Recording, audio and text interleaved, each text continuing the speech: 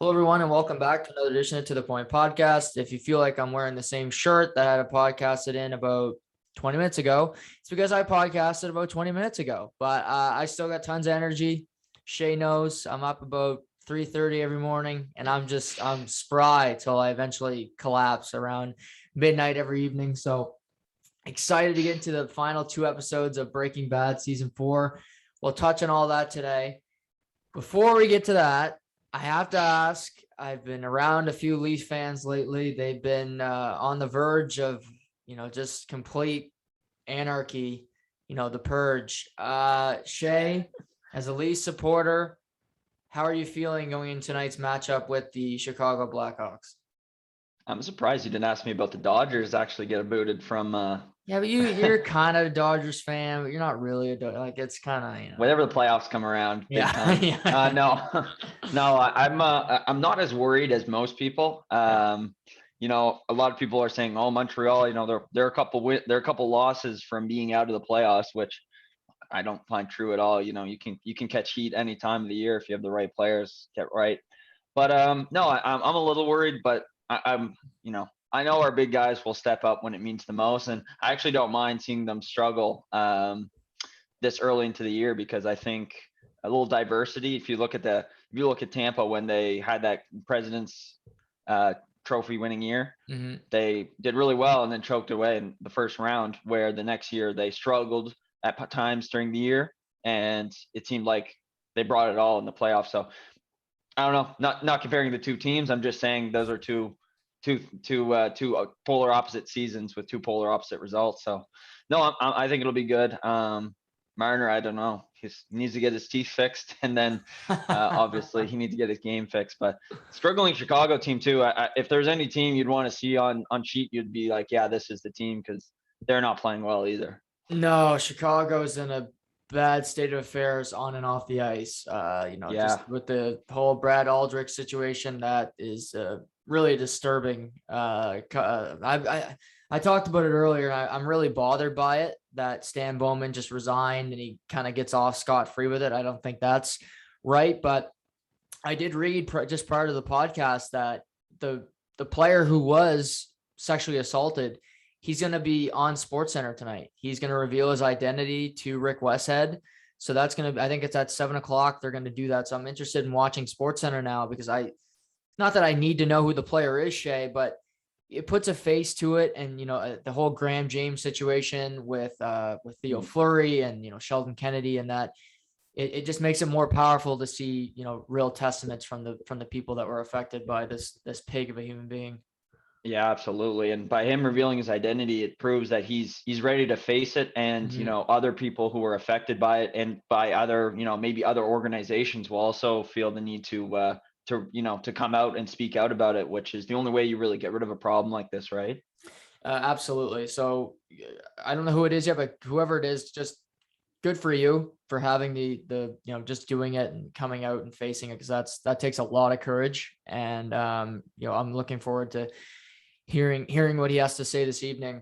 We're going to talk about episodes 12 and 13 of season 4. It's two really, I thoroughly enjoyed both of these episodes. I thought they go together so well to talk about them. And the way the last episode ended with Walter giving his best, Joker impersonation with him laughing in the crawl space. We'll start off just talking that, obviously Hank was given the tip that he was going to be attacked by Saul Goodman through Walter. What did you make of the fact that the cops took Skyler, took Holly, obviously Junior, from school, but Walter was able to kind of get out of there scot-free and not go into police custody? Yeah, it doesn't seem very realistic, but at the same time, I guess if they got the okay from Hank, who I guess is the prime suspect, at least for them, then I guess it makes sense for them to let him go. But I didn't think that was all too realistic. Like, I don't think he'd be able to just up and go to work, because that was his excuse. Oh, I'm just going to work. I'll be right there.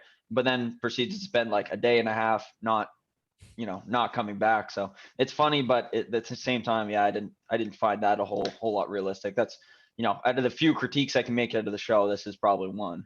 Yeah, I agree. And, I think the show kind of wants to make you think like Hank's like telling them like, okay, grab them if they want to come, but like, this is no big deal. Cause we see him tell Marie that he, he doesn't care. Like, he's just like, this is a non-threat. Like, I'm a cripple in a wheelchair. Like, what, they're going to come kill me? Like, what for? Mhm. And we see what I did find powerful, Shay, is the way Walt kisses Holly when she's in the car. He kissed the top of her forehead, and it wasn't just like "and I love you" to your daughter. This was very much him potentially saying goodbye to his young, infant daughter for the last time.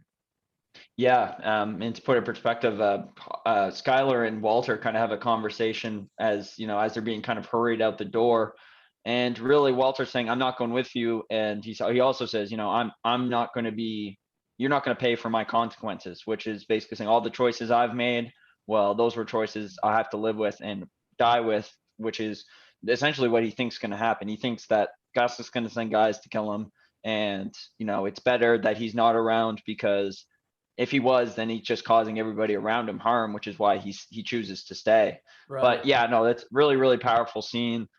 For Skylar and Walter, who both think, okay, well, this could be Walter's last kiss. I mean, you could see how much it means to them, and yeah, you could tell it was no normal goodbye kiss to your daughter for sure. Yeah, so they take off. Skylar and Walt kind of share this last look at each other of like, maybe this is our last, we're husband and wife. Yeah, they've been through a lot, but they still love each other at the surface. Um, so now Walt's at the house by himself, sitting in the backyard. He's got the revolver in hand. He's kind of, hitting it. It's just spinning around, kind of like what are those back to back-a-gon things, Shay? What were those back Oh, Blades? Is that what that is? Beyblades, yes. Yeah. So that's what I kind of, he's doing that little hitting it around, or maybe a fidget spinner. And he does it a few times and it lands on him each time, which is not a good omen. But he hits Yeah. it a third time and it lands on this potted plant, and it kind of leaves us with like, okay, why does it now spring Walter into, going into action? Mhm. Yeah, so he's kind of up, and you're right. He's just kind of waiting for somebody to enter the door so he can kind of give his last showdown. But no, he eventually leaves, and I think we panned to Jesse, right, with what's going.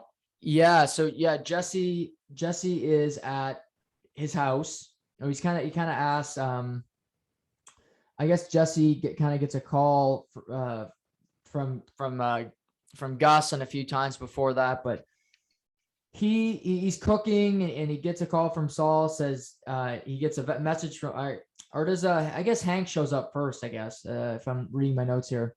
So they're at the Hank is at his place, and Junior and Marie are pissed off at Walter because he's not there. But Skylar's just like, hey, whatever, like just let it go. But Hank, being the hard worker, says, he starts telling the family the real criminal here is Gus Fring from Los Polos Hermanos. This guy is a drug lord, and everybody's like, oh, you're so crazy. He says the timing makes too much sense. And Steve Gomez shows up and he says, you got to go to the laundromat. Like, please go to the laundry. I'm telling you, I get you still probably don't believe me, but can you please go to the laundromat and check it out? Yeah, and Gomez, his old partner and good friend, says, I'll do it. So they kind of pan to that, and Gomez walks up to this manager. Clearly, he's flustered because DEA and of course who he works for. I mean, he knows what he's capable of doing. So he's like, yeah, we have, he kind of makes up this story, right? And Mhm. it's actually a really good story. He's like, yeah, we caught heroin on this chef, but the chef's son is a senator. So, he got this tip that it might be here. It's probably nothing, but why don't we just look around? And the manager's like, I don't know. Like, I need to call my boss. And then Gomez is like, that's okay. I can get a warrant. We'll have 20 guys here, make this a bigger thing than it has to be. And it's this really funny scene where the manager is kind of debating. He's okay, is it just the two of you guys? He's like, yep. And then he's like, okay, well, you guys just be quick. and Gomez looks around, and the guy next to the car pulls out a sniffing dog, and Yeah. proceeds to go, "Oh, thanks, buddy," and like they kind of do their best. And if you can remember, I don't know if we've ever talked about in description, but where the lab is actually hidden is behind one of these big, I don't know what you call it, like a big washer almost, Juggy, is that, Yeah. It's or kind of like a generator of some sort? dry cleaning machine. Yeah, it's this massive one that has to be flipped. There's a switch to kind of get it to move. So really, you couldn't see it in plain sight, but you No. got Gomez kind of going around, and there's this scene of, oh, like is he gonna, is the dog gonna smell something, or is he gonna get something? Because if it's really a drug dog, maybe his snout is good enough to get through all this metal and all these, all these different places that it has to go through, but eventually it doesn't, and they just kind of move on with their procedure. Yeah, it's funny because we see the dog, and then below in the lab is Jesse in his medical equipment, and Tyrus is sitting there with a phone, and they're all just like, he's like, "What are we doing?" Tyrus is like, "Just shut up for like half an hour until these guys leave." And he gets a call from Gus, and he gives it to Jesse, and Gus says, this is your partner, right? Like, Walter's doing this. This is the reason this is happening. Like, he could send you to jail. And he says he's a problem. He has to agree with it. Jesse agrees. He does admit, yeah, he's a complete dick. Like, I hate him. But if you kill him, you lose me. So he's still, he doesn't like Walt whatsoever, but he's steadfast. He will not turn on his partner. He's not a quote unquote rat. Yeah, yeah, and I mean, oh, just everything that he put him through. I mean, we already went over it last week, but he could easily click his fingers, and Walter and probably his family would be dead. Dead. Yeah. But he's still got that loyalty to him. So eventually they finish their cook, and the dog and Gomi kind of, that's it, that's all. Tells his boy Dennis, the manager, "Oh, I'm gone." And we see this scene. If you can remember, they don't park up front anymore. So Walter and Jesse kind of stop parking up front. Instead, what they do is they get in the back of these vans, and they get in these laundry bins, drive out into the middle of nowhere, and that's kind of where they exchange vehicles, you can say. And when he gets to his vehicle, he's got a couple calls from Saul Goodman, and a little bit of a panic coming from our good lawyer's voice. Yeah, Saul leaves him like, "Kid, like, get down here now. Like, this is not a drill. Like, get down here as soon as you possibly can." So Jesse does, and he goes there, and there's Big Huel guarding the door, gives him a good frisk. And he's like, "Get off me, you fat ape."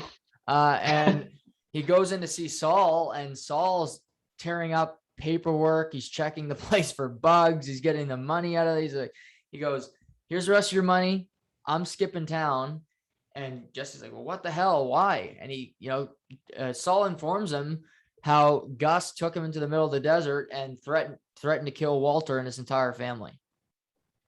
Yeah, and Jesse's reaction, you could tell, it kind of bothers him, really, like, because obviously he thought that Walter was going to get off scot-free, but the risk is still there. And he also informs him that the DEA were warned that someone, aka they think the cartel, but really happens to be Gus, is after Hank and trying to kill him. So a lot of moving factors going on, and obviously this bothers Jesse enough to give his old mentor a quick ring.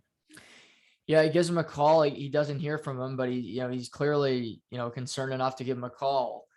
So he's at home. He's kind of laying on the couch waiting to hear back from Walter, but he doesn't. He gets a call from Andrea, as you remember, his girlfriend, who has the young son Brock.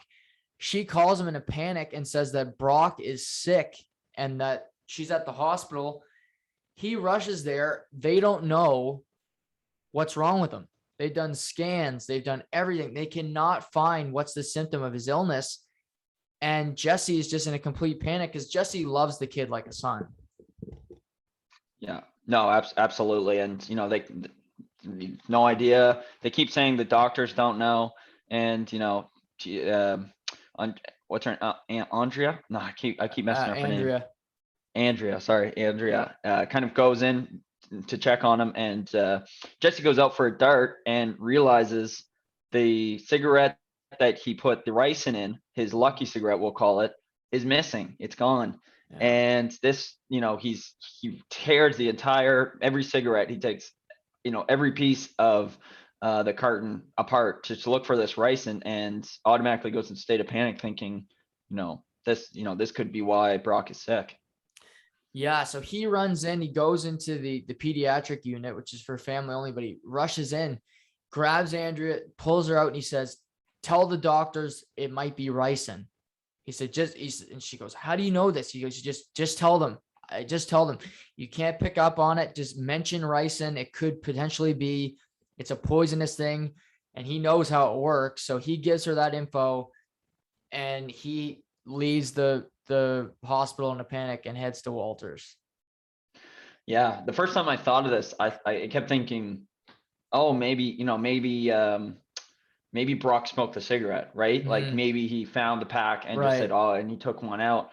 Obviously I'm wrong, and we'll get to the solution later, but yeah, I kept thinking about it. Even rewatching it, Juggy, that's my first initial thought was, oh, he smoked the cigarette and that's why he's sick. But no, Jesse gets to Walter's, and Walter's clearly paranoid. He looks like his house is barred up. He's got his coffee table like pressed up against the door, and he's even sketched out just to let Jesse in. So he eventually he kind of caves, gets Jesse inside, and Jesse doesn't say anything. He's just quiet, and he's looking at Walter pretty angrily, and he's like, oh, like, Walter's kind of going on this rant, like, what's happening? Like, do you even realize like what kind of danger I am and my family? I'd warned the DEA about Hank, and kind of just going on a berserk overall rant about everything. And the whole time Jesse is just complete silence. Yeah, so Walter hears a car, and he goes to look at the other side of the room out the window, and he left on the couch his gun, and Jesse grabs it, and Walter kind of turns around, and Jesse points the gun at him, and Walter goes, "What are you doing?" And he just says, Jesse, and Aaron Paul, I give him a ton of credit, because when he gets upset, he can like get rage, but also like emotional at the same time. He's very good at it. And he says, "Why did you do it?" And Walt's like, what are you talking about? He goes, "I had the cigarette in the pack this morning. I changed it. I know it. You're the only person that could have poisoned Brock, because you were there last night. You could have given it to him this morning. Huel, he frisked me. He could have got it from him. You poisoned him. I know it was you. Admit it." And he's basically pushed Walt to the ground at this point, and has the gun about an inch from his forehead. Yes, and credit to Walter. He's trying to calm him down, but at the same time, he's like, no, like, he's like, no, I couldn't, I wasn't with you all day. Like, and finally he goes, this was Gus. This is Gus getting in between us the final time. He knows the final thing to, that he needs is your blessing to kill me. And what better way to get rid of me but then by you killing me? He's right. Like, he basically convinces him that this is all a deploy for Gus to for Gus to convince Jesse that it was Walter who killed him. And Jesse's pissed. Obviously, he's like, this is your fucked up way of saying, this is your fucked up way of basically sticking it to me one last time before you dead, because obviously Walter thinks he's gonna die. So he's, and Walter goes into this like almost angry, frantic state where he's like, he's got the gun and he holds it up to his head like this, and he goes, just shoot me. Just shoot me. If you really think I can do that to him, just kill me. Yeah. And he goes, do it. And Jesse's like, I'll do it. And he lets go. And Jesse's still kind of shaken, but he says, Jesse, who will use children to get what they want. And Gus obviously killed Andrea's brother. And that was this final selling point, because Jesse goes, I'm going to find the son of a bitch and I'm going to kill him. And Walt says, no. He'll see it coming. He's going to figure it out. Let's do it together. Yeah. So they're at the door, and clearly they're coming up with a plan. But yeah, that's it. It's like the boys are kind of back on the same page. They realize Gus has got to go, which is, a turning point into the relationship, because at this point it was, Jesse didn't want anything to do with him, right? So now he's kind of got him on his side, and Jesse kind of goes back to the hospital, and he's waiting. There's a scene where he walks into I guess you could call it the ICU, Yeah. and the nurses there are like, you can't be here, Jesse, if you're the family doesn't want you here, which kind of implies that Andrea's really angry at Adam, because basically he didn't really explain why he knew about the ricin. He just basically went, it's ricin and I gotta go. So he's clearly frustrated. He still cares for him deeply, so he's just waiting at the hospital at this point for something to come up. Right. So he stays the night at the hospital, and the next day in comes Tyrus, sits next to him and says, doesn't say, he's like Gus, he doesn't say a lot of words, but he just looks at him and he says, you got somewhere you gotta be? And he goes, nope. And he goes, we gotta go to work. We gotta go cook. And Jesse's like, no, I'm not leaving Brock. Like, fuck off. Like, I'm not cooking today. I really don't care. And Tyrus like, the boss isn't gonna be happy. And he goes, well, get his ass down here and tell me then, because I'm not friggin' doing this. And Tyrus attempts to even pick him up, and Jesse goes, I don't know this guy. He's trying to hurt me. Call 911.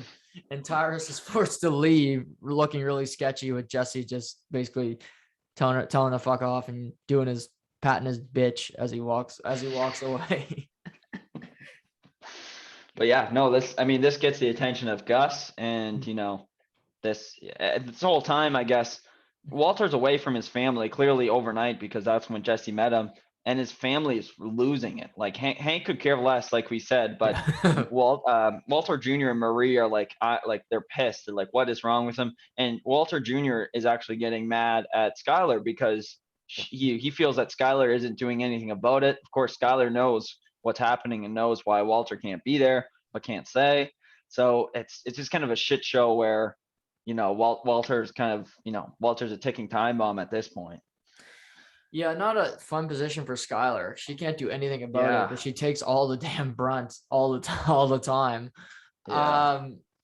So meanwhile, Gus is going to come to the hospital, but we see that Walt is at home, and he's basically learning how to build a bomb. He's using all these different materials. He's using all the stuff he's got in his house to build this bomb, and he even tries it out with a ticker, and it worked. So he has successfully built a bomb. I mean, the guy's a brilliant guy. Unfortunately, he just uses a lot of that brilliance for really terrible things. But he's built a bomb, and clearly the plan is to blow Gus up somehow. Yeah. So that's kind of it. And what better way than for Jesse to lure him? So what ends up happening is Jesse finally gets the attention, and Gus meets him. And this is so funny. I don't know if you've noticed this, Juggy, but in multiple, like whenever there's a church or some kind of gospel in a hospital, it's always empty, which is funny. It's I noticed this a lot in Sons of Anarchy. Yeah. There's no one in there. It's literally an empty, like. So I think that shows what people think of religion, but it's for another podcast. And we'll save that one. And sure enough, this is where they meet, and Gus is there. He's got a right-hand man, which is kind of like his go-to now. Clearly he feels threatened enough that he's got to have someone by his side at all time in Tyrus. And Gus is trying to convince Jesse, like, we got to get this cook going. This patch is going to be ruined. Like, what's going on? And Jesse's like, I'm not taking this. Like, I'm not just going to leave. Like, this boy he's not sick. He was poisoned. And he just leaves it at that. He doesn't confront Gus. He doesn't say what it was that he thinks was poison with, but he just says he was poisoned. And this gets a little reaction out of Gus, and kind of it gives him like a blank stare face when he's he does his thinking face, we'll call it. Yeah, he's kind of like, okay, well, you stay. This batch is probably ruined at this point anyway. You take today, tomorrow, whatever you need, and we'll get back at it real soon. But you take care of the boy. They need you here. But you're right. He's kind of like, that's strange. He's been poisoned. Why would a little kid get poisoned? So he leaves the hospital. He's with Tyrus, and like you said, is kind of his personal chauffeur / bodyguard. And they get to the parking garage of the hospital, and they're walking towards his Volvo. And we see directly across from the parking garage, Walter is on the roof of another building. Basically, he's got his binoculars out. He's waiting for Gus to step in the car. The second he's in there, he'll blow the bomb up. His problem is gone. But while Gus is walking towards the Volvo, he stops. And it's almost as if he's picked up on a vibe. He smells a rat, and he doesn't go towards the Volvo. He instead walks towards the balcony of the parking garage. Yeah, it's really and you'll agree that the music kind of gets more and more tense as it picks up, and it gives this kind of glare, like looking around, like I wonder what, like he's like, I wonder who's watching me right now, or I wonder who's trying to get me. And that's it. He's just kind of looking. At one point, like you almost think that him and Walter are gonna like lock eyes or something, and they're gonna have this moment. But I mean, Walter's clearly far enough away that Gus won't see him, but he knows he's there. He knows. It's almost like Walter says it's like a sixth sense, and Gus is a smart enough man to think there was a reason I was brought here today, and it wasn't just because of a sick boy. And Gus proceeds not to get in the vehicle and kind of walks off, and soon just goes somewhere else. But this obviously puts Walter into a panic. He's like, I gotta get this bomb that I made, and he drives over. Very carefully takes this bomb from the bottom of the Volvo, and instead of doing maybe the heroic thing and bringing maybe disposing it, or God, I don't know, like leaving it in your car, he decides he's gonna put it into a bag and then bring it into the hospital. Yeah, so he puts it in a beach bag, goes into the hospital, and he hits it on the side of the elevator door, which is. And Jesse's like, look at it. I'm like, what the hell is going on? And he goes, he knew something's up. Like he knew he didn't go in the car. So Jesse goes, I have a few questions right now. But the first one, do you have a bomb in that bag in the children's hospital? And he goes, well, where did you want me to leave it? And it's just this funny exchange between the two of them. But while they're chatting, two cops come up and ask Jesse if they can talk to him about Brock. Yeah, you're thinking, what's going on here? Is this related to Hank and the DEA, or no real idea of what's going to happen? But funny enough, before he says that, or before they come, they're trying to divide a plan where they can put this bomb that has no cameras, no eyes to watch them. And as soon as Jesse seems like he's going to say it, that's when they kind of cut him off, which I thought was cool. And we find out that these two police officers are looking about why Jesse knows about the ricin. They say, that's a really interesting choice for you to just kind of put out there for poison. Ricin's not, ricins take it very seriously. You can be in a lot of trouble. They kind of act like they're not doing them a favor, I should say. They're kind of acting like they're good chums, but clearly Jesse's on his high heels and knows that these guys are out to get him, essentially. Yeah, they're kind of like, no, you're not under arrest, but you can't leave.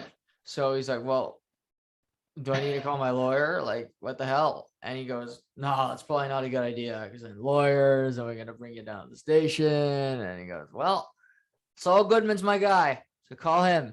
And through all this, he calls, no answer. We don't see Saul at his work.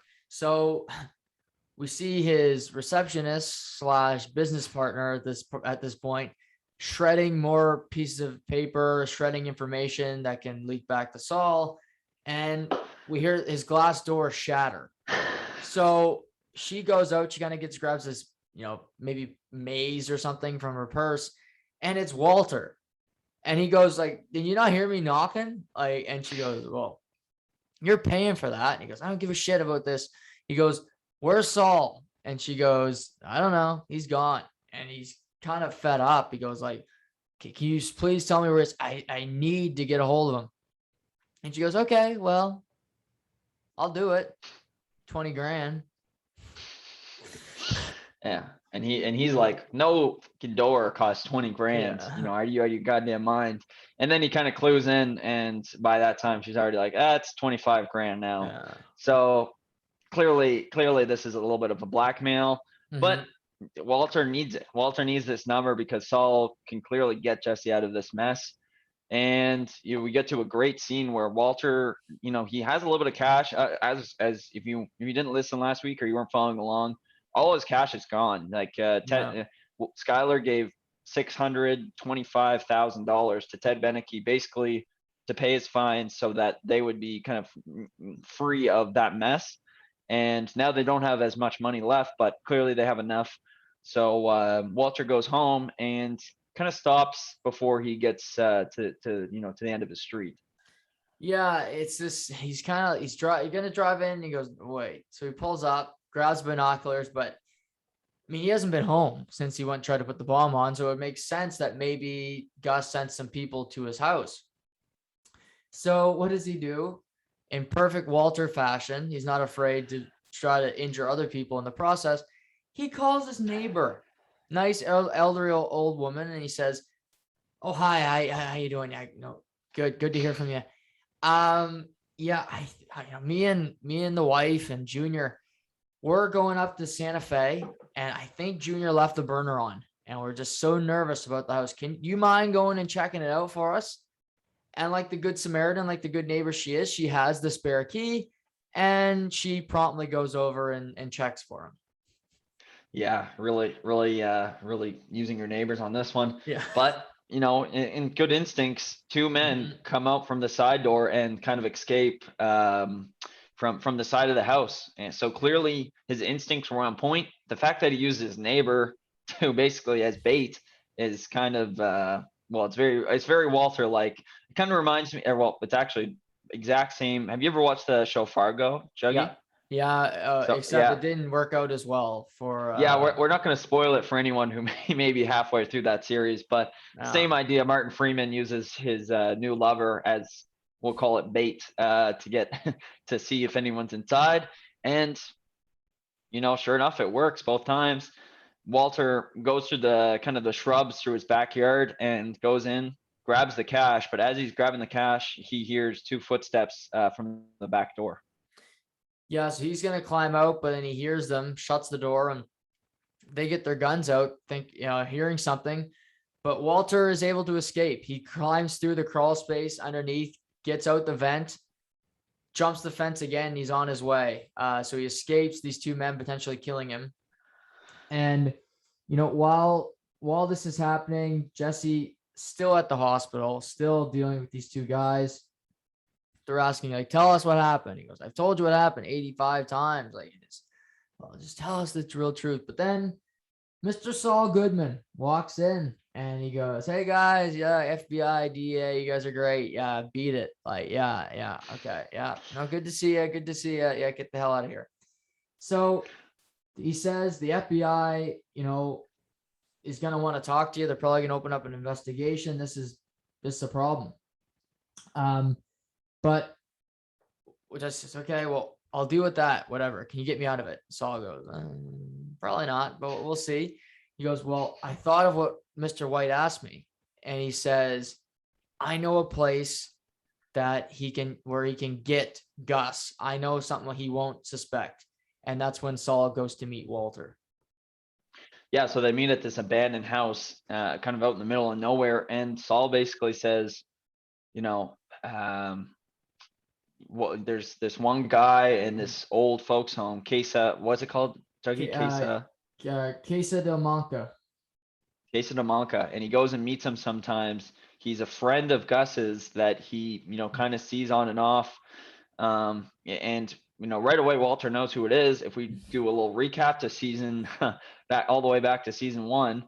We know it's our ticking guy. Yeah, our guy in the wheelchair who doesn't say a word but can speak very loudly with the old ringer. And Walter's like, this guy, like, well, what the hell does Gus want with this guy? They're friends. And Jesse says, yeah, Gus always acts very aggressively. He's kind of a dick to him. And Walter pieces it together and says, these guys aren't friends. They're enemies. And he's rubbing it in His all, face. everything Gus is doing, he's rubbing it in his face. And this sparks an idea by Walter. Yeah, he kind of says like, hey, well, if he took some of him, he's killing his family. He's like, okay, this might work. So Walt then goes to the old folks home and he stands right in front of Don Hector. And Hector gets his little starts breathing, looking at Walter. And Walter says, I know you hate me probably more than anyone on this planet, but I know someone you hate more. And I'm offering you the opportunity to get revenge. And Hector's still kind of breathing heavy, but we don't hear more from this conversation. We hear the next day that Hector is calling for the nurse. Yeah. So clearly he's got a good little system going on where he calls for the nurse, and they kind of have this chart, I guess you could call it, where the nurse goes down and she, it's go A, and then it goes A, B, C, D, E, F, G. And, we're following along with the letters, and the letters, he eventually just kind of stops, and, it goes N, and then E, and then E, and then D, and then, and then D, and then E, and then A. And this girl's like, he's like, Hector, like, this doesn't make any sense. Like, yeah, like, that's, it's funny because she holds it to him, and obviously we know what it is, but she's just like, it's Dia, like, this, what the fuck is this, Hector? And we know that he's asking for DEA. And I think this is where the episode ends, right? Or is there more to this? No, this is into the last episode. Actually, we've continued through it because it works so well together. Yeah, this is the last episode, but they literally could be one whole episode because it goes so well together. So Hank's at home, still looking at pictures of the laundry, pissed off, and Gomi shows up, and he says, Hank, I got a favor to ask you. You remember Hector Salamanca? Yeah, he's shitting on our floor like 6 months ago. Yeah. Well, we've had him all morning. We've had our interpreter talk to him. He only will talk to you. He wants to talk to you.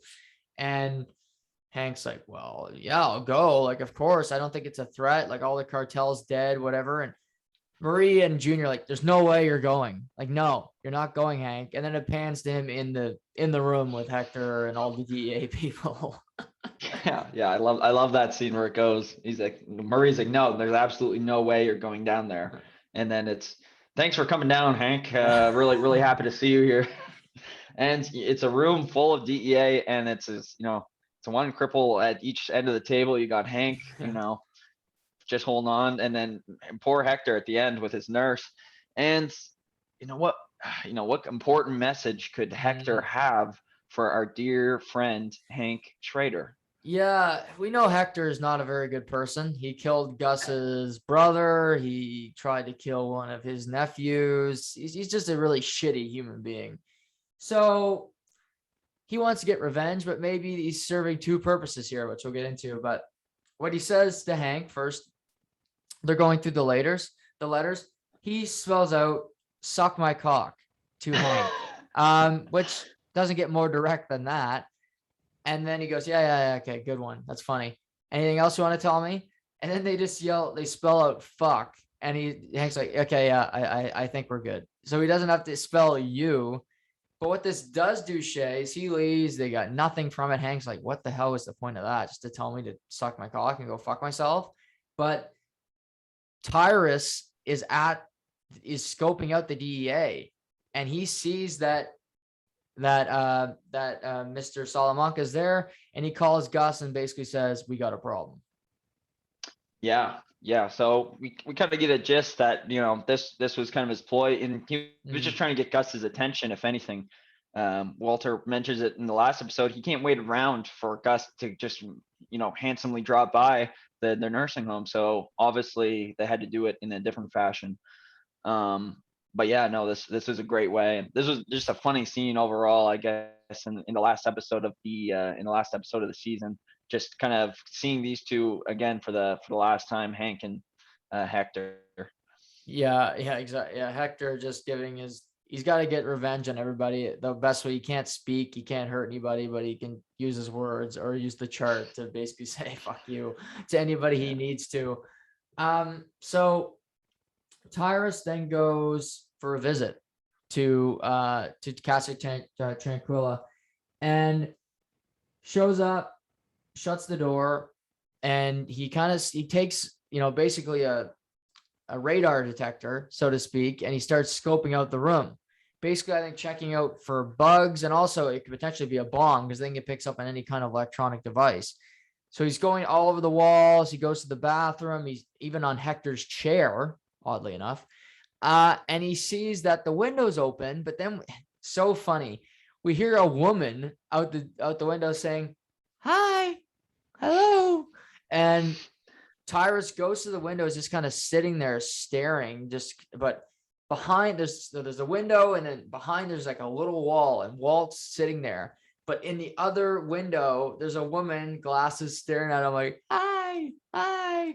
And he's just like, "Oh, shut up." And when he promptly runs to his car and gets out of that area so that Tyrus doesn't pick up that he is there. Yeah. Yeah. And, we kind of get the gist of what's something's going down clearly because, why else would Hector and God, losing his name, Hector and Walter working together. So we don't really know what's going to happen, but we know clearly that Gus is going to pay him a little visit because Tyrus was there to kind of clear the air, I guess. I think we'll move on to Jesse. Yeah, Jesse is then released because the talk screen came back clean. It, in fact, was not ricin that he was poisoned with. So this is a new development. Clearly he thought it was that cigarette. And Jesse's kind of like, wait, it wasn't the ricin? Like, he's like, what was it? And they don't really give him any information. They just say, get the hell out of here. And it is surprising, Shay. It's an interesting development that it was not the ricin. So do you think that points to it more likelihood of it being Gus or less likelihood of it being Gus that poisoned Brock? I didn't know what to think. Actually, I guess in my head, I'm like, it's still probably Gus, and I'm still shaded by it because I'm thinking, I'm like, okay, it's got to be Gus still. Like maybe even though it wasn't racing, I mean, clearly Gus maybe has still a motivation. Well, yeah, and he's got overall, he's definitely got a plan, right? Like he's. I mean, Walter put it so excellently out. Walter just needed Jesse to turn on him, and that's almost what happened. But yeah, no, so he's free to go, no racing, and he gets out of the hospital and he's calling Andre. He's like, please pick up. Like, I want to know what's wrong with Brock. And, just get up, and he's walking down the street. He's trying to get a cab, and all of a sudden he walks past this van with the door open. A guy from the van goes, "Hey, how's it going?" And he gets tasered and thrown into the van. Yeah, so it's kind of like, what the hell? It's right outside the cop precinct too, which is funny because you see a cop come down the stairs. Jesse has his legs in the van before they even realize what's happening. So he's out of there. Meanwhile, Tyrus calls Gus and he says, Hector's a problem. We gotta, I'll kill him. And this is Gus, the first sign of him really, he needs to finish Hector because Hector, he hates Hector. Well, you know that. He goes, no. Nobody touches Hector but me. Like, I'm doing this one. Like, this is mine. And it's kind of, it kind of reminded me of old school kind of mobster or, these type of shows where, that kills mine. Like, no. Nobody touches him but me. Like, if you touch him, you're dead. But Gus is like, I'll take care of him. Yeah, really giving some Michael Corleone vibes from Mm, The Godfather. yeah. But no, absolutely. He's like, I got to finish what I started, and I'm gonna do this the right way. And he goes down there, and I guess first, no, sorry, we'll hop to Gus. So Gus, drives down there. He's got his bodyguard with him, Mhm. clearly, because you never know. This could be, this could be anything. Someone could just drive by him in the parking lot and shoot him. So he's got men there with him, and he's waiting, and then finally it's this intense, tense scene where he's sitting in the passenger side, Yeah. and he's got this glare, like this face, like it's almost like he's thinking about it before it's actually happening, right, Juggy? Like he's Yeah. he's waited for this moment so long that he's finally gonna get it. And I think that's what that kind of basically represents what's going on with him. And finally, he gets the phone call, and Tyra says, "You're good to go," and he makes his way in. Yeah, and then the music was kind of like a Clint Eastwood movie. It's kind of like, it's like a Yeah, standoff happening, and they're just like he's going in there for war, so to speak. He's going in yeah. there for the kill. And yeah, it reminded me of the John Malkovich Clint Eastwood movie, which the name's forging me right now, but fantastic movie if you haven't seen it. So he goes in and he looks at him and says, "What kind of man talks to the DEA?" Mm. Says, "No man." And he pulls a chair close to Hector, and he kind of gives him that Gus look one last time, where he's looking at him. And Tyrus gives Gus a syringe, and Gus is just perfect. He looks at him and he says, "You gonna look at me finally, Hector, before I put you out of your misery?" And as he's about to stick him with the syringe, Hector just darts his eyes and looks at him right in the eyes. And Gus is kind of like startled. He's going like, "What?" And he's kind of like, and then Hector just starts frantically tapping the bell. And Gus is like, and they're a foot apart. So he's kind of like, "What the?" And before he can even realize, he goes, "No!" And the room just explodes. Yeah, we get a little pan down, and what better place but right underneath Hector, the bomb Yeah. the bomb lays. And I mean, brilliant by the show to write this, but is also, you got to give a little clap to Walter for Yeah. thinking Gus is so ego motivated that he wouldn't let anybody else kill Hector but himself. So Right. it's kind of, in a way, it was kind of a huge risk, but in the same sense, obviously it paid off because they knew how proud Gus was. And I guess knowing the relationship between Hector Gus. and Gus kind of also helps. Yeah. And this was Gus really showing a sign of weakness for the first time, because before he didn't care if people, if other people made kills. Like he didn't kill Don Eladio per se. Like it wasn't, yes, it was drugged, the bottle of tequila, but he didn't do it personally. It's not like he stabbed him in the heart or something. And he had to kill Hector. And Tyrus could have did it that day. He could have just went and gave him a syringe. He's dead. And then Walter's screwed completely. Then you're really screwed, because he's not going to know how to kill him. And the best thing about this scene, Shay, this is somewhat unrealistic, but I still love it, because Yeah. we see Hector's chair. The chair is completely blown up. Like Hector's all over the place. Like he's just exploded. But Gus walks to the edge of the door of Hector's room. One side of his face is completely blown off. All we see is red flesh. His eye is gone. I mean, he looks worse than friggin' Harvey Dent in The Dark Knight. Yeah, And good comparison. and he's fixing his suit, putting the buttons together like he would, tucking it in, and then he just promptly falls to the ground to his death.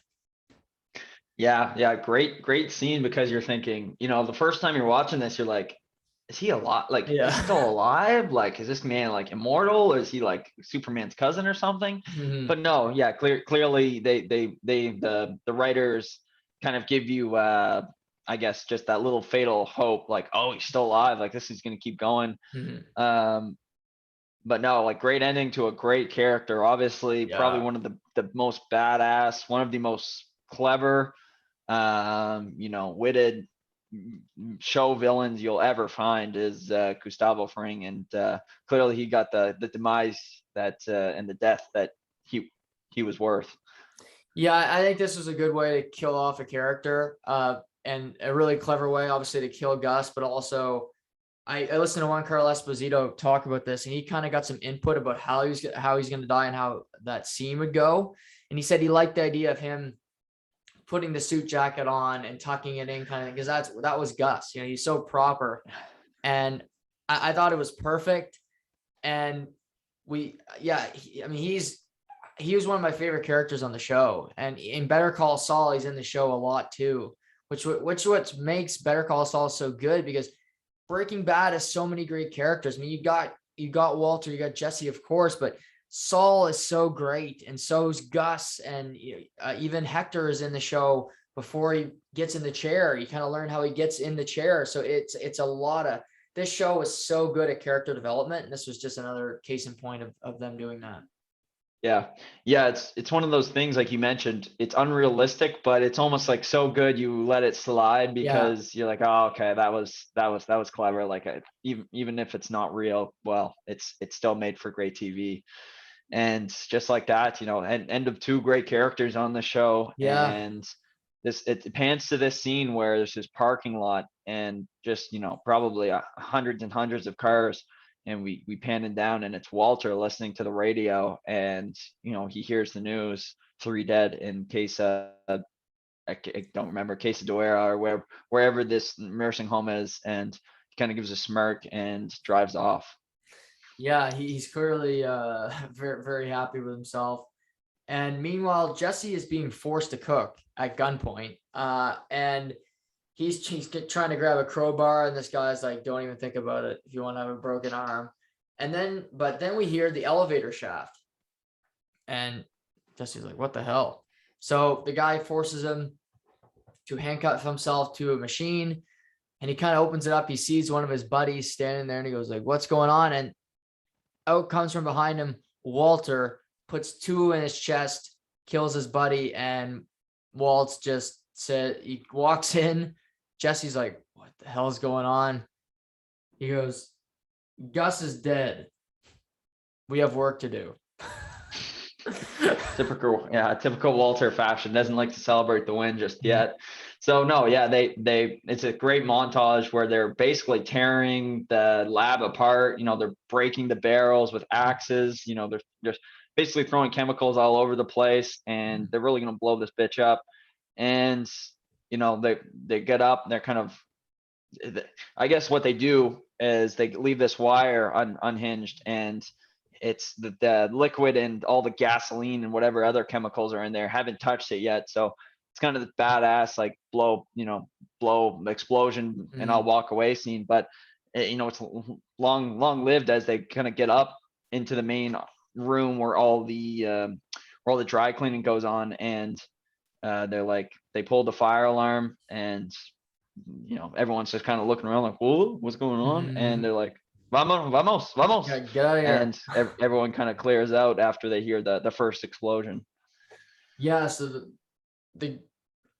this great lab that I'm sure cost millions of dollars to create is now ruined, but they needed to do this because, thinking ahead, Shay, they know we hear Hank when Walt calls Skyler, that they know Gus is this criminal kingpin. So they have to cover their tracks. They can't have any evidence tying them to Gus, or they're in shit.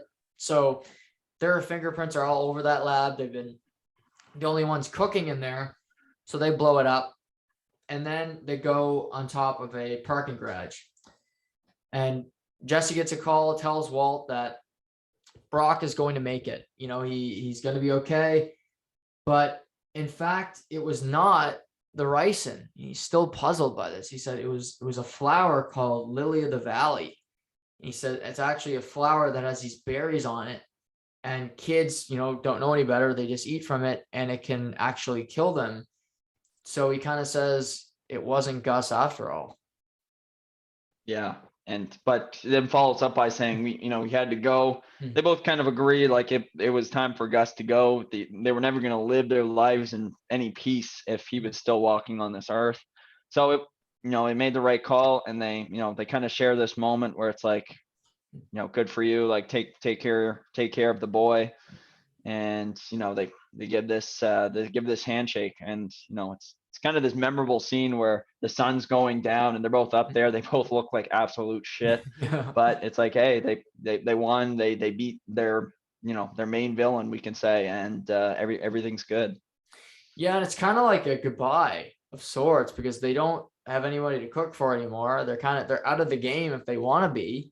And they could leave the drug trade without getting caught, without having any police on them. If they leave right now, they should be fine for the rest of their life. Yeah, no, absolutely. Yeah, they don't. I mean, now the lab is gone. Gus is gone. There's really nothing tying them to any part of their, besides maybe you think of like Mike. Mike wasn't in this episode. He wasn't in any of these two episodes, which is interesting. That's something I wanted to bring up with you. What do you think of Gus trying to kill Walter without Mike being there? I found that so interesting. Well, you got to also remember that Mike is recovering per se because of this bullet. You don't really get a timeline with this show. You never really get any solid timeline on when things are happening. But I guess you could kind of imply, okay, well, he's been recovering. That's why he wasn't being used. But because if you think if Mike was on the job, well, the job would have been over probably within a couple hours, right? Because Mike would have just found Walter and killed him.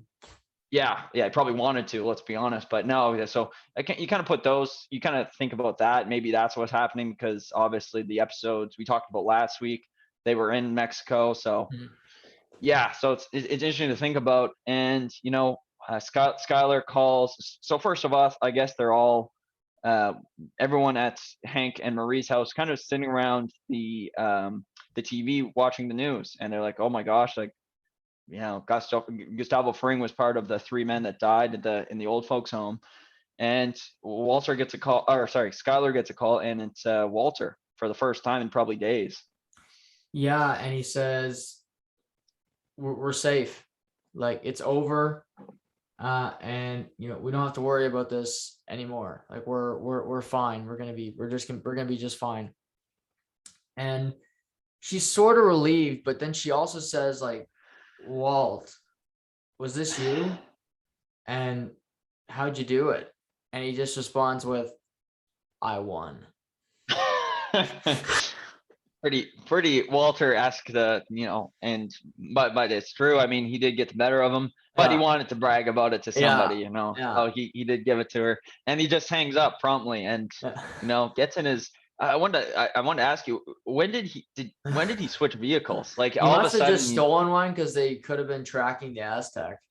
Yeah, true. I just, it's all of a sudden he's driving this little white, dinky car around, and I'm like, I didn't really notice the switch here.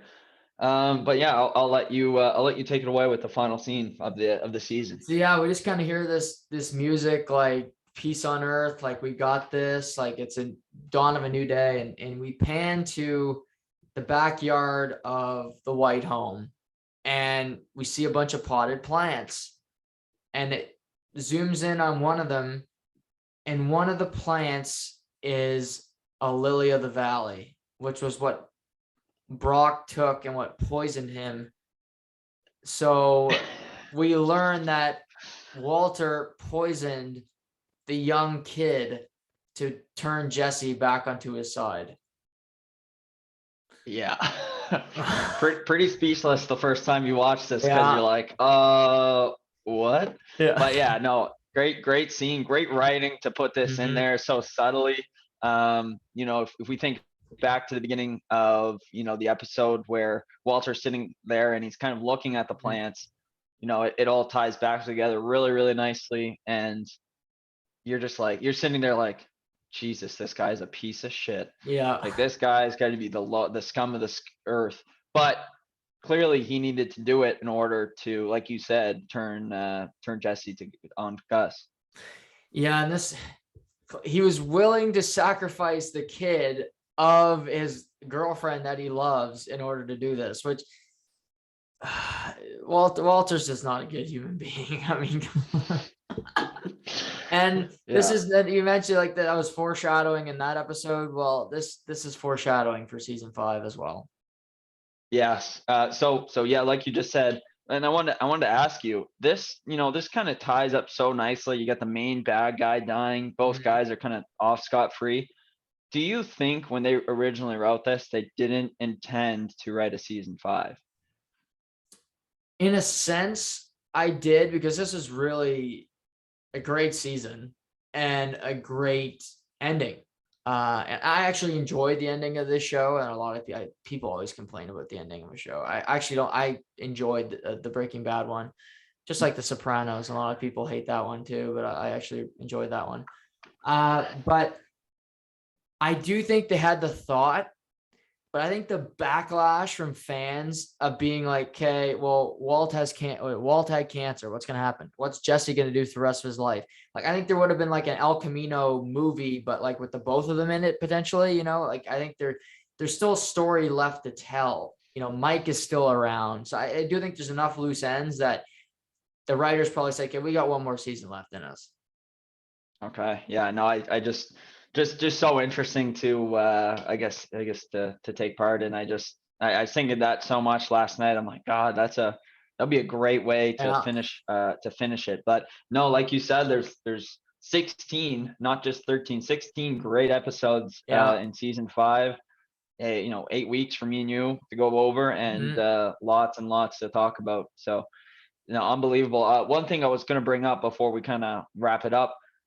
One thing I really thought was interesting, and I only thought of this as we were speaking tonight, they never show Gus's children. He implies that he has children, but right. I think that's kind of to give no emotional connect. You know what I mean? Yeah. So it's not like when he dies, it's not like, oh, he's, it's a father, it's a husband dying. It's just solely him. You know what I mean? Yeah. So it's funny that they never show that, thinking like, okay, we don't want to see this guy in any light as being a good guy whatsoever, so we're not gonna show him with kids. Yeah, that's a good point. Yeah, and also just as a character, him not having his family close, he doesn't like to have a weakness, for people to be able to get to him, where the cartel really, other than threatening his life and his money, they had no way to get his attention. Like they affected his trucks, but it's not like they could go to his wife and cut off a finger, or, in Sons of Anarchy, really, do some damage to poor old, I forget his name now. They take the, Abel? Well, Abel, or the, I guy there. Oh yeah, Jesus. I'm still watching Sons, and yeah, that guy takes some abuse. Otis? Oh, no? Yes. Otto, yeah. Otto, or maybe it's Otto. That poor bastard. Oh my God. Yeah, that's true. Not having a weakness is kind of Gus's motto. So yeah, not having any connection with a family really does kind of help him in that sense. But yeah, great season. I mean, this is truly one of the great seasons in television history, if you ask me, because this is just great writing. The episodes with the Mexican art, and these 2 episodes are both fantastic as well. Next week, we'll take a break from Breaking Bad, as we talked about before the pod. We'll talk about some hockey, hopefully your release of a few wins between now and then, really spark you up, come in here with some tremendous information, if you will. Luckily for you though, Shay, the Montreal Canadiens are losing at a much more rapid pace. Yeah. As every time I think, oh, my life has just gone to shit, I just kind of look down. I'm like, oh, Montreal's losing to Seattle 5-1. Oh, okay, well, yeah, my life isn't as bad as I think it is. So no, it's all good, Montreal fans. I hope. Well, actually, no, you guys beat us in the playoffs. I really hope you guys. You hope it continues. Yeah. Yeah, I hope they lose every game this year, if that's any indication of how I feel about them. Early on in the season, any team really catching your eye so far? There's been a couple. I mean, you're gonna call me a liar, but I think Oilers being this good. I mean, clearly they have some great talent, but being undefeated and kind of doing their thing this early really surprised me. They played some weak teams, don't get me wrong, but they look good off the hot. My one of my favorite players, Zach Hyman's doing a good job there. He sure is. What about you? Anyone you're like, oh, I didn't think they were gonna be doing this good. If I think of a surprise, I liked Minnesota. I didn't think they were this good. They're Yeah. they're good. Because I watched a lot of that Canucks game last night. That was the reason why my sleep was minimal. And I like their team a lot. I mean, Joel Eriksson Ek. I love Marcus Foligno and the Superman punch. Anytime he's on the ice, he gets my attention. They're just big. They're heavy. They got a good back end. And then, of course, my Florida Panthers just continue to roll. So, Good. yeah, I mean, Yeah. they're loaded, Florida. I mean, obviously they're not my Florida Panthers, but I do think they're the best team in the Atlantic, and they're gonna be tough to beat, man. They're a deep squad. Yeah. Old Sam Bennett, going from not being able to do Rejuvenated. push-ups. Yeah, really. I mean, he's like a point per game player, I think, right now. So Mhm. good for him. Yeah, no, I'm happy for the squad. I mean, they've deserved playoff success for a long time. They've been in the Mhm. dumps for years. So I'm glad to see that they're doing well now. I just wish my team would do You the same. impressed with the Desert Dogs? Oh yeah, a lot of love there. Oh my God. Yeah, I do love Connor Timmins. I was actually kind of sad to see him go out on Yeah. injury, but Yeah. I mean, that's the game you play. The Yeah. Desert Dogs. Oh, Phil, it's gonna be one of those. What do you call that when you get the is it the wheel? Is it Jeopardy where you spin the wheel, or is that the Wheel of Fortune? Wheel of Fortune. Yeah, that whoever Wheel of Fortune and Phil's just going to be up there, and whoever gets them, I mean, getting an Yeah. absolute workhorse and one of Yeah. the most motivated players in the NHL for sure. Yeah, I like to solve the puzzle, Alex. It's yeah, no, Airs, they're tough to watch. I did watch them play Buffalo, and if they do play an afternoon Yeah. game this weekend, I'll probably watch it. So that's my problems in life. But what do you got on go for the rest of the week? Anything big? No, nothing major. I think I'm gonna attend our my home city, St. John. Got to represent. Gonna watch the Sea Dogs play at Charlottetown Islanders. Gonna watch Luca Cornet play for the first time live, and no, looking forward to that. A couple pops in between, but trying to take in some of this Atlanta and Houston series, and Mhm. no one's happier to see Atlanta take the first game than me, Juggy, because I hate Houston. Even though the Braves beat your Dodgers, Oh yeah, I'll tell I'm you not what. mad about that series. We got beat fair and square. Oh yeah, You know who didn't beat us fair and square was the 2017 cheaters. So yeah, yeah, my brother's a big Houston fan, so I give it to him every time I can. yeah. No, Charlie Morton. You talk about guts. That guy has more guts than half of people in pro sports. 16 Yeah, pitches on a broken leg. I mean, that guy is a stud for life. And I said the Braves. I thought the Braves would win this series, and I that hurts them obviously not having him, but I still think they'll find a way to eke it out. But absolutely. good show tonight, man. We'll do it again next week. Have fun at the Sea Dogs game. Stay safe in St. John's, not a very safe area. And we'll talk real soon. Sounds good. Everybody have a good night, everybody. Stay healthy, stay safe, and we'll talk soon.